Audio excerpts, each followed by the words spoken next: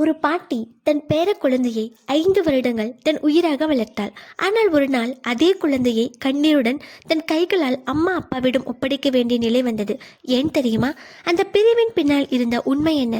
ஒரு பாட்டியின் அன்பு ஒரு குழந்தையின் வாழ்க்கையை எப்படி மாற்றியது? இதுதான் இந்த கதை. அனைவருக்கும் வணக்கம். இது உங்கள் ஹனி வாய்ஸ். உண்மையான அன்பு யாருடையது தெரியுமா? எதையும் எதிர்பார்க்காமல் ஒரு குழந்தையின் சிரிப்புக்காக மட்டும் வாழும் பாட்டியின் அன்பு. இந்த கதை தன் பேர குழந்தையை தன் உயிரை விட அதிகமாக நேசித்த ஒரு பாட்டியை பற்றியது. இந்த கதையின் கடைசி நிமிடத்தில் உங்கள் பாட்டியை நீங்கள் நினைத்து பார்ப்பீர்கள். வாங்க கதைக்குள்ள போகலாம். மருத்துவமனை. அவசர சிகிச்சை அறை. மருத்துவர் பதற்றமாக வெளியே வருகிறார். மருத்துவர் சொல்கிறார், நிறைய ரத்தம் வெளியேறி இருக்கிறது, உடனே ரத்தம் தேவை, இல்லை என்றால் அம்மாவை காப்பாற்றுவது மிகவும் கடினம், குழந்தையை மட்டும்தான் காப்பாற்ற முடியும். அந்த வார்த்தையை கேட்டவுடன் அந்த பெண்ணின் அம்மா காலில் நின்ற சக்தியை இழந்தார். டாக்டர், என் மகளை மட்டும் காப்பாத்துங்க, என் உயிரையே எடுத்துக்கோங்க, ஆனால் என் மகளை காப்பாத்துங்க என்று கதறி அழுதார். மருத்துவர், உங்கள் மருமகனின் இரத்த வகை பொருந்துகிறது, அவர் உடனே ரத்தம் கொடுக்க வேண்டும் என்றார். அந்த தாய் கண்ணீருடன் தன் மருமகனை பார்த்தாள். மாப்பிள்ள, தயவு செய்து போப்பா, என் பொண்ணை எப்படியாச்சும் காப்பாத்து. அந்த நேரத்தில் ஒரு குரல் அனைவரையும் அமைதியாக்கிது. அது அந்த மாமியாரின் குரல். இல்ல, என் மக ரத்தம் கொடுக்க கூடாது, அவனுக்கு ஏதாவது ஆயிட்டா. அந்த வார்த்தைகள் கத்தியை விட கூர்மையாக அந்த தாயின் இதயத்தை கிழித்தன.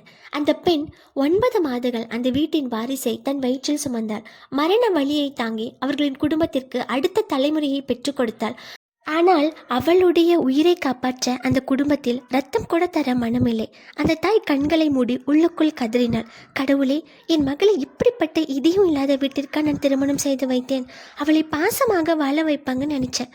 ஆனால் அவளோட உயிருக்கு போராடுற நேரத்தில் கூட அவளுக்காக இரக்கம் காட்ட இந்த குடும்பத்தில் யாருமே இல்லையா? ஒரு மகளை பெற்ற தாயாக இதை விட பெரிய தண்டனை எனக்கு என்ன இருக்க முடியும்? அவளது கண்ணீர் மருத்துவமனை தரையில் விழுந்தது. ஆனால் அந்த கண்ணீருக்கு அங்கே யாருடைய மனமும் கரையவில்லை. அந்த நேரத்தில் ஒரு உறவினர் முன்னே வந்து, டாக்டர், என்னோட ரத்தம் பொருந்தும்னா நான் கொடுக்குறேன் என்றார். அந்த உறவினர் கொடுத்த ரத்தம் தான் ஒரு தாயின் உயிரை காப்பாற்றியது. ஆனால் அந்த மருத்துவமனையில் உயிர் மட்டும் காப்பாற்றப்பட்டது. ஒரு தாயின் நம்பிக்கை அன்றே இருந்துவிட்டது. அந்த தாய் மகளின் கையை இறுக்கமாக பிடித்து கொண்டாள். கண்களில் கண்ணீர், மனதில் 1000 வலிகள். அவள் மெதுவாக சொன்னாள், இல்லை, என் மகளை இந்த வீட்டுக்கு இனிமேல் அனுப்ப மாட்டேன். உயிருக்கு போராடி கொண்டிருந்த நேரத்திலும் அவளுக்காக ரத்தம் கூட கொடுக்க மனம் இல்லாத வீட்டில் என் மகள் எப்படி நிம்மதியாக வாழ முடியும்? என் மகள் அந்த வீட்டின் வாரிசை பெற்றுக் கொடுத்தாள். ஆனால் அவளுடைய உயிருக்கு மதிப்பு இல்லாத வீட்டிற்கு ஒரு தாயாக என்னால் மீண்டும் அனுப்ப முடியாது. அன்று அந்த தாய் தன் மகளையும் பிறந்த குழந்தையும் தன் வீட்டிற்கே அழைத்து சென்றாள். இரவு முழுவதும் தூங்காமல் தன் மகளின் தலையை தடவிக்கொண்டு அழுதாள். மன்னிச்சிடு மகளே, உனக்கு நல்ல வாழ்க்கை அமையணும்னு நம்பித்தான் அந்த வீட்டில் திருமணம் செய்து வைத்தேன். ஆனால் உன் கண்ணீருக்கு நானே காரணமாயிட்டேன். இனிமே உன்னை யாரிடமும் விட்டு கொடுக்க மாட்டேன். அந்த நொடியில் அந்த தாய் தன் மகளின் வாழ்க்கையை மீண்டும் காப்பாற்ற வேண்டும் என்று முடிவு செய்தாள். அந்த தாய் தன் பேர குழந்தையை தன் குழந்தையாக பார்த்து கொண்டாள். அந்த தாய் தன் மகளை மும்பைக்கு வேலைக்கு அனுப்பி வைத்தாள். இந்த கசப்பான நினைவுகளை அவள் மறக்க வேண்டும் என்று நினைத்தாள். மாதத்திற்கு ஒரு முறை வந்து தன் குழந்தையை பார்த்து செல்வாள்.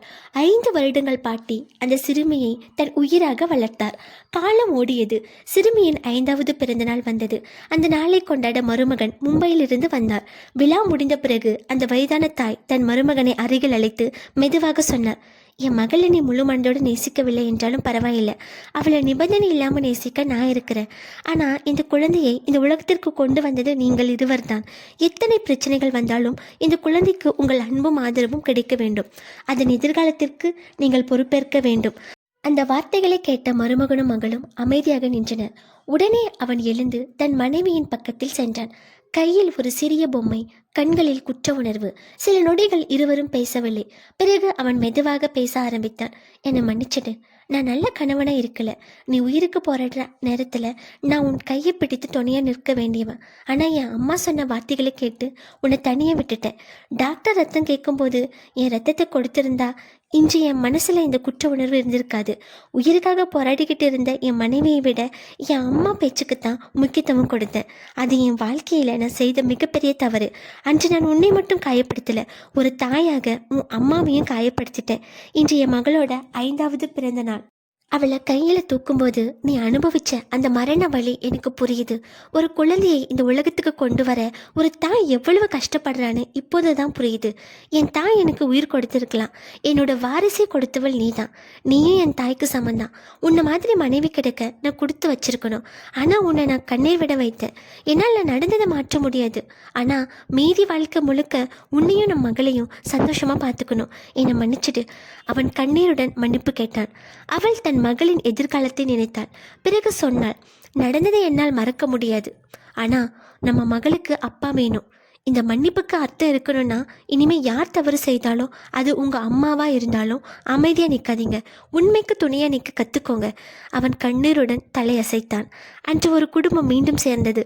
ஆனால் அந்த மருத்துவமனையில் நடந்த சம்பவம் அவர்களின் மனதில் வாழ்நாள் முழுவதும் அழியாத காயமாகவே இருந்தது. பிறகு மருமகன் தன் மாமியார் முன்வந்து கைகளை கூப்பினான். கண்களில் கண்ணீர், குரலில் வருத்தம். அத்தை, என்னை மன்னிச்சிடுங்க. நான் ஒரு நல்ல கணவனாக இருக்க வேண்டிய நேரத்தில் தோற்று போய்விட்டேன். என் அம்மா சொன்ன வார்த்தைகளை கேட்டுட்டு உங்கள் பொண்ணுக்கு நான் செய்யக்கூடாத அநியாயத்தை செஞ்சுட்டேன். பிரசவ நேரத்தில் அவள் உயிருக்கு போராடிக்கிட்டு இருந்தப்போ நான் அவளுக்கு துணையாக நிற்கலை. அந்த தவறை என்னால் வாழ்நாள் முழுக்க மறக்க முடியாது. அத்தை, என் மகளை நீங்கள் வளர்த்த விதத்தை பார்த்த பிறகுதான் எவ்வளவு அன்போடும் பொறுமையோடும் ஒரு குழந்தையை வளர்க்க முடியும் என்று புரிந்தது. அப்போதுதான் நீங்கள் எவ்வளவு அன்போடு என் மனைவியை வளர்த்துருப்பீங்கன்னு எனக்கு புரிந்தது. அப்படி ஒரு மகளை நான் கண்ணீர் விட வைத்துட்டேன். என்னை மன்னிச்சிடுங்க அத்தை. நான் உங்கள் பொண்ணை மட்டும் காயப்படுத்தலை, உங்களையும் ஒரு தாயாக ரொம்ப கஷ்டப்படுத்திட்டேன். இனிமே உங்கள் மகளின் கண்களில் கண்ணீர் வராமல் பார்த்துக்கொள்வது என்னோட பொறுப்பு அப்படின்னு சொன்னார். மாமியாரின் கண்களில் கண்ணீர் வழிந்தது. அவர் மெதுவாக சொன்னார், மாப்பிள்ளை, நீங்கள் உங்கள் தவறை உணர்ந்துட்டீங்க. அந்த தவறை உணர்ந்து மன்னிப்பு கேட்குற மனசு எல்லோருக்கும் வராது. என் மகளை சந்தோஷமாக பார்த்துக்கங்க, அதுவே எனக்கு போதும். இருவரும் கண்ணீருடன் ஒருவரை ஒருவர் பார்த்து கொள்கிறார்கள். காலை வீட்டு வாசலில் கார் தயாராக நிற்கிறது. பெட்டிகள் எல்லாம் காரில் ஏற்றப்படுகின்றன. 5 வயது குழந்தை எதுவும் புரியாமல் பாட்டியின் கையை பிடித்திருக்கிறது. கார் கிளம்ப தயாராக இருக்கிறது. பாட்டி தைரியமாக இருக்க முயற்சிக்கிறாள். ஆனால் கண்களில் கண்ணீர் வழிகிறது. பாட்டி மெதுவாக பேர குழந்தையின் கையை பிடித்தாள். செல்லம், நீ போகணும். உன் அம்மா அப்பா கூட நீ வாழணும். நல்லா படித்து பெரிய ஆளாகணும். அதுதான் பாட்டிக்கு சந்தோஷம். குழந்தை திடீரென பாட்டியை இறுக்கமாக கட்டி பிடிச்சி, பாட்டி, நான் போக மாட்டேன். உன்னை விட்டுட்டு எப்படி போவேன்? அந்த ஒரு கேள்வி அங்கே இருந்த அனைவரின் கண்களிலும் கண்ணீரை வர வைத்தது. பாட்டி நடுங்கும் குரலில், நீ என்னோட உயிரை தங்கம். ஆனால் ஒரு குழந்தை அம்மா அப்பா கூட தான் வளரணும். நான் எப்பவும் உனக்காக தான் காத்திருப்பேன். லீவு விட்டால் பாட்டி உன்னை இங்கே கூட்டிகிட்டு வந்துடுவேன்னு சொல்லி கன்னத்தில் முத்தமிட்டாள். அப்போது அந்த 5 வயது குழந்தை பாட்டியின் முகத்தை 2 கைகளாலும் பிடித்து கண்ணீரை துடைத்தது. பாட்டி, என்னை மறந்துடாத. நான் உன்னை ஒரு நாளும் மறக்க மாட்டேன். நான் தினமும் உனக்கு ஃபோன் பண்ணுறேன். நான் பெரிய டாக்டராக ஆனதும் முதல்ல உனக்கு தான் ஊசி போடுவேன். பாட்டி கண்ணீருடன் சிரித்தார். ஐ லவ் யூ பாட்டி, மிஸ் யூ அப்படின்னு சொல்லிட்டு அந்த குழந்தை கட்டிப்பிடித்து முத்தமிட்டது. அவள் குழந்தையின் நெற்றியில் முத்தமிட்டாள். என் பேர குழந்தையா பிறந்ததுக்கு நன்றி கண்ணா என்று சொல்லிட்டு தன் நடுங்கும் கைகளால் குழந்தையின் கையை பிடித்து அவள் அம்மாவின் கையில் வைத்தாள். கார் மெதுவாக நகர்ந்தது. ஜன்னல் வழியாக குழந்தை கண்ணீருடன், பாட்டி, நான் சீக்கிரம் வருவேன், காத்திரு என்று கையை அசைத்தது. பாட்டி கார் கண்ணுக்கு தெரியாமல் போகும் வரை அதே இடத்தில் நின்றிருந்தாள். பிறகு குழந்தை விளையாடிய காலியான ஊஞ்சலை பார்த்தாள். அவள் தண்ணீர் குடித்த சிறிய டம்ளரை பார்த்தாள். தூங்கிய தலையணியை மெதுவாக அணைத்து கொண்டு விம்மி விம்மி அழுதாள். ஆனால் அவள் முகத்தில் ஒரு சிறிய புன்னகை இருந்தது. ஏனென்றால் உண்மையான அன்பு தன்னுடன் வைத்துக் கொள்வதில்லை. அது நேசித்தவர்களின் எதிர்காலத்திற்காக அவர்களை கண்ணீரோடு கூட அனுப்பி வைக்கும். இந்த கதை உலகில் இருக்கும் ஒவ்வொரு அன்பான பாட்டிக்கும் சமர்ப்பணம். பாட்டியின் பாசம் அது வெறும் உறவு அல்ல, அது ஒரு தாயின் அன்பையும் தாண்டிய தியாகம். சில பாட்டிகள் பேர குழந்தையை வளர்க்கிறார்கள். ஆனால் சில பாட்டிகள் தங்கள் வாழ்க்கையையே பேர குழந்தைக்காக வாழ்கிறார்கள். அவர்கள் கைப்பிடித்து நடக்க கற்றுக் கொடுப்பார்கள். விழுந்தால் தூக்கி நிறுத்துவார்கள். பசி என்றால் ஊட்டி வளர்ப்பார்கள். உடம்பு சரியில்லை என்றால் தூங்காமல் இரவு முழுவதும் கண் விழித்திருப்பார்கள். ஆனால் அவர்கள் எதிர்பார்ப்பது ஒன்றே ஒன்று, என் பேர குழந்தை சந்தோஷமாக இருக்க வேண்டும். அன்பு பிறப்பால் மட்டும் வருவதில்லை, தியாகத்தாலும் பிறக்கும். உண்மையான பாசம் தூரத்தால் பிரியாது, காலத்தால் மறையாது. நன்றியுள்ள இதயங்களில் என்றும் உயிருடன் வாழும். இந்த கதை தன் பேர குழந்தைக்காக தன்னையே மறந்து வாழும் அனைத்து அன்பான பாட்டிகளுக்கும் சமர்ப்பணம். பாட்டியின் கைகளை விட்டு நம் விலகலாம், ஆனால் பாட்டியின் அன்பை விட்டும் ஒருபோதும் நாம் விலக முடியாது. நன்றி. இந்த கதை உங்களுக்கு பிடித்திருந்தால் உங்கள் கருத்தை கமெண்டில் பகிருங்கள். பை பாய்.